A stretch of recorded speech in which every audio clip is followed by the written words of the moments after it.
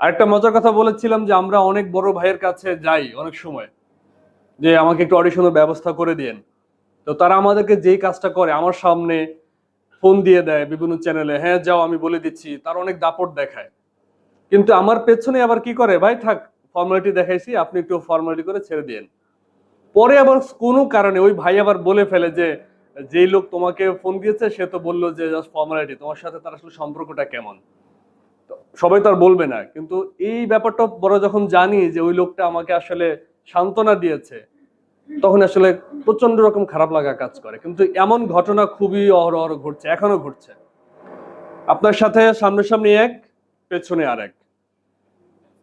সামনে খুব মিষ্টি মিষ্টি কথা, হ্যাঁ আমি ব্যবস্থা করে দিচ্ছি, আমার অনেক লোক আছে, তুমি অমুক জায়গায় যাও আমি বলে দিচ্ছি। আপনি ঘুরেও আসবেন, অডিশনও দিয়ে আসবেন, কিন্তু আপনাকে রাখবে না। এই ঘটনা বলার উদ্দেশ্য হচ্ছে রিসেন্ট এক ফ্রেন্ডের সাথে সেম ঘটনা ঘটছে। ও একটা স্টেশন এখন আছে বর্তমানে, সেখানে নিউজ পড়ার সুযোগ দিচ্ছে না অ্যাজ এ প্রেজেন্টার, বাট সেখানে শুধু নিউজ রুমের কাজ করছে।